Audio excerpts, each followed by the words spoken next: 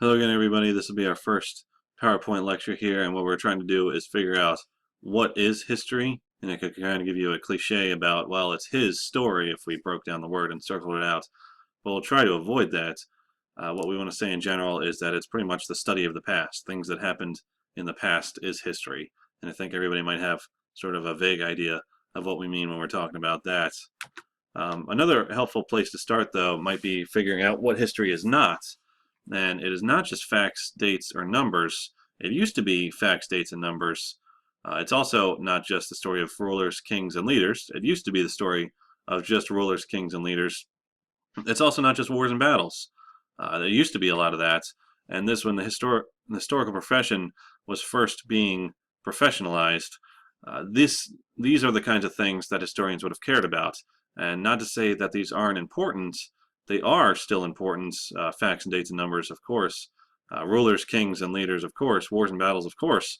But that's not the sole focus of history anymore. In the past 30 or so years, there's been a number of subdisciplines developing within the historical profession, which have become just as important as the things that it used to be. For example, women's history has become kind of a huge deal in the profession in the past 30 years. African American history, other kinds of history, certain kinds are fading away. And what we mean there is that history used to be sort of the study of great white men and what they did, and it's not just that anymore because we care about what people did, everyday people like you and me, what these kinds of people did in history. So that's sort of where the profession is moving, and this is not, or this is what history is not just, right? So these things are all still important. They're just not as important as they used to be. Next, we're going to figure out how we find history, and what we mean when we say finding history.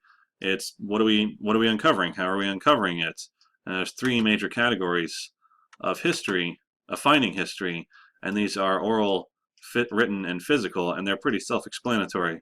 With oral history, these are events and stories, information shared between individuals over time, and that's pretty much what it sounds like. They're oral stories. You'll find this a lot with Native American history, Indian history in the United States. They're mostly oral traditions because no tribes had a written language until Europeans showed up. So when you're thinking of oral history, that's mostly what we're talking about. There are also other movements to explain oral histories. A good example is in the 1930s or so, a bunch of former slaves, so people who were slaves when they were children, but slavery ends in 1865. Historians want to know what their experience was and figured out that they're getting too old, so we need to write down their stories, and those became oral histories. There's this huge project that went on to document a whole bunch of oral history from former slaves. Another major category here is written history, and that's kind of what we work with an awful lot in history. It's what we're going to work with in this class. And this is recorded or written testimony from living witnesses. These are narrative records. It could be previous histories like old stuff, memoirs, letters, literature, legal, financial records, court records, legislature records, records from religious institutions or business records. These are all written sources for history.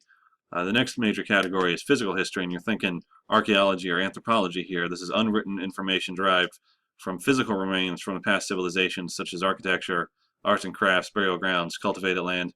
What we have here on the right is the Rosetta Stone, and I think this is a nice combination of a couple different categories of history because it's actually a physical piece. Excuse me, it's got some written records on it. So that's just a nice little bringing it all together example. There are some concepts we want to be aware of as we go through this class. The first concept here is what's known as teleology, and that's the telling of history as a story or a natural progression of events that could only have happened one way. That's something we want to avoid when we're thinking about history. So keep in mind as we go along here that things didn't have to happen the way they did. There's a number of ways anything can happen. The big one to avoid is Eurocentrism, and that is the act of viewing the world through a European perspective, with the implied belief of preeminence and superiority of European cultures. We often live with these concepts in our daily lives, and I do have some examples of that. Example one is this, what looks like an upside-down map of the world, but it just doesn't have Europe at the prominent northernmost part, the center top part of this map.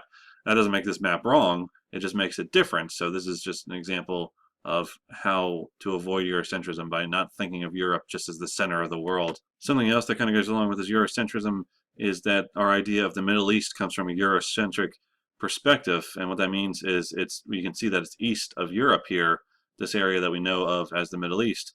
But it's hard to define what that area actually is. Is it just this little area right here?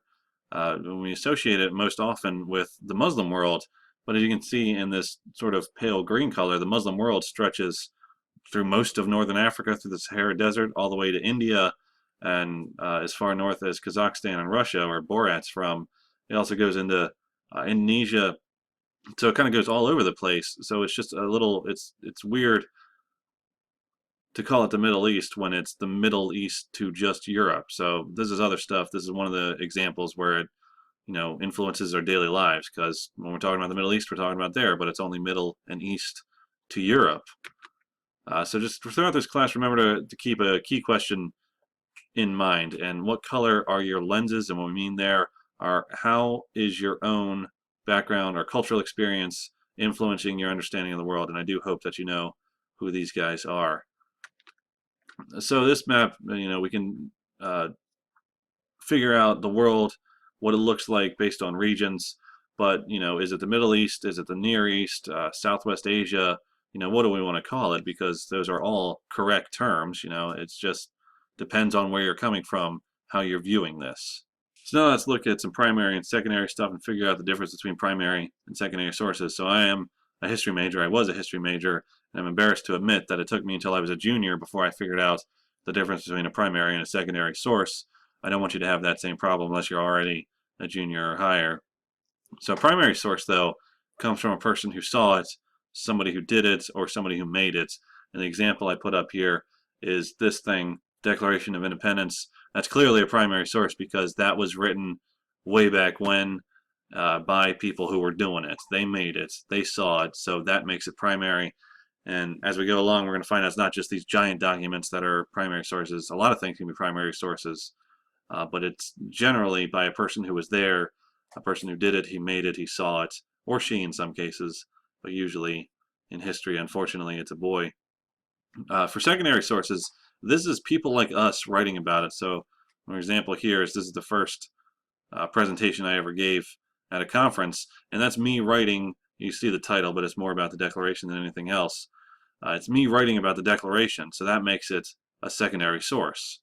Does that make sense? If it doesn't, please let me know. Now I just want to tell you what these hack questions are that we're going to get into, and this way you'll have sort of an idea of what we're going for. So that's where I got the ideas from, these historical assessments of thinking. What we want to do is evaluate evidence critically, and we're going to do that by sourcing it. Most of all, I think sourcing is going to be the big one here, and I want you to consider who wrote a document as well as the circumstances of that document's creation, who authored it, when, why. That's going to be our big one here. Contextualization, this is another one that we're going to get into a little bit, and I want you to locate a document in time and place, understand how the time and place factors influenced the document shape or its content. That's going to be another big one. Corroboration might be a little bit beyond what we get to in this class, but that's okay. I want you to consider details across multiple sources to make them make sense together. And then these next two, historical information and knowledge, that's just sort of, that's that fact stuff that I said it wasn't history. Well, it's still part of history. It's just not the most important thing anymore. But those, historical information and knowledge, that's stuff that that's important. Significance, this, requires you to evaluate the importance of people and events. Thomas Jefferson was a little bit more important than me. So that's when we're evaluating significance, that's what we're looking at. Periodization is another idea here. We want you to group ideas and events by era. That when we talk about the World War II era or the Depression era or the 70s or the 80s, that's putting things into period, putting history into periods. That's what I mean when we say periodization. Narrative is another one, and that's how stuff in history unfolds. It's this narrative history that I think we're pretty familiar with just from high school or middle school history.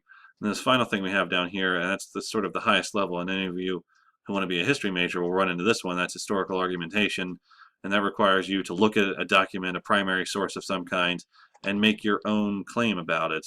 And that's what I did. If we go back to this one, that article right there that I wrote, I looked at primary documents, I hypothesized an argument, and then I argued my argument based on the primary sources, and that's what we mean when we say historical argumentation.